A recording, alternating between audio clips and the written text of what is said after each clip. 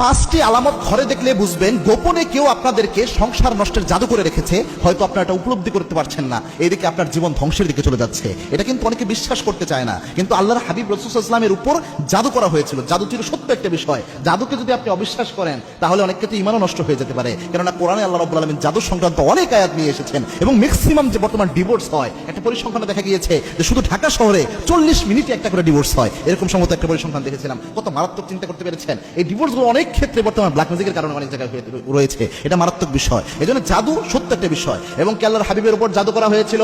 লাবিদ বিন আসাম আল্লাহর হাবিবের উপর জাদু করেছিলেন। জাদুর প্রভাবে আল্লাহর হাবিব ইসলাম প্রায় সময় অনেক কিছু ভুলে যেতেন।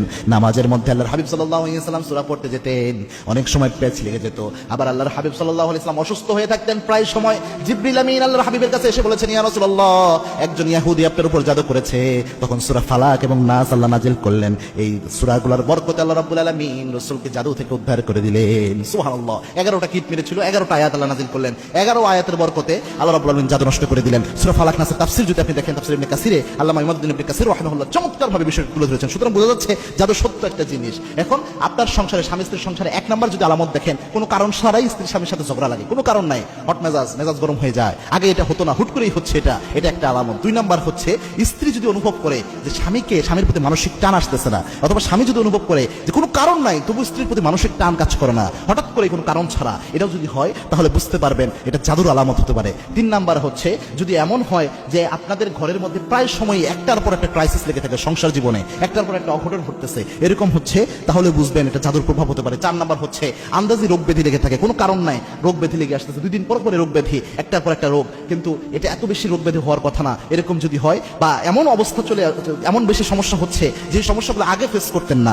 এরকম রোগ ব্যাধিও শরীরে হচ্ছে, এটা হঠাৎ করেই হচ্ছে, এরকম যদি হয় তাহলে ডক্টর দেখিয়েও যদি দেখেন যে এটা সলিউশন আসতেছে না, বুঝতে পারবেন এটা জাদুর প্রভাব হতে পারে। 5 নাম্বার হচ্ছে অনেক সময় এমন হয় যে মাথা ব্যথা করে, এটা আলেমরা প্রেসক্রাইব করেছেন, আন্দাজি মাথা ব্যথা, শরীর ব্যথা করতেছে, আপনি ডক্টরের কাছে যাচ্ছেন, পুরো মাথা পরীক্ষা করে শেষ, শরীর পরীক্ষা করছেন, কিন্তু কোনো সমস্যা ধরা পড়ে না, ডক্টরও বুঝতে পারতেছে না যে কি এমন হয়েছে। এই যে ব্যথা করা, পেট ব্যথা, মাথা ব্যথা এবং শরীরের বিভিন্ন জায়গায় ব্যথা, এই ব্যথা অনেক সময় জাদুর প্রভাবে হয়, এটা আলেমরা প্রেসক্রাইব করেন। এবং বর্তমান মেডিকেল সায়েন্স অনেক সময় অনেকের ক্ষেত্রে আমি দেখেছি যে অনেকে বলছে যে ডক্টরের কাছে গিয়েছি কোনো রোগ নাই এটা, তো তার অনেক ক্ষেত্রে দেখা গিয়েছে তার উপর জাদু নষ্টের যে রুকিয়াগুলো ছিল, জাদু নষ্টের কোরআনিক আমল তার উপর অ্যাপ্লাই করার কারণে তার জাদু নষ্ট হয়ে তার মাথা ব্যথা ভালো হয়ে গেছে, পেট ব্যথা ভালো হয়ে গেছে, এবং শত শত কেস আমার জানা আছে। সুতরাং এই জিনিসগুলো যদি আপনারা আপনাদের জীবনে ফেস করেন, রাসূলের সুন্নতি আমলের আশ্রয় নেবেন, কোনো কবিরাজের কাছে যাবেন না। কবিরাজের কাছে যদি আপনি যান, আপনাকে বলবে 1001 টাকা দাও অথবা 10,001 টাকা দাও, এরপরে যেটা করবে আপনাকে অমুক জায়গার পানি, অমুক জায়গার এগুলো আনতে বলবে, এটা দিয়ে আপনার ইমানও খাবে, টাকাও খাবে। খবরদার, কবিরাজের কাছে যাবেন না। যেটা করবেন সেটা হচ্ছে কোরআনের আমলের আশ্রয় নেবেন।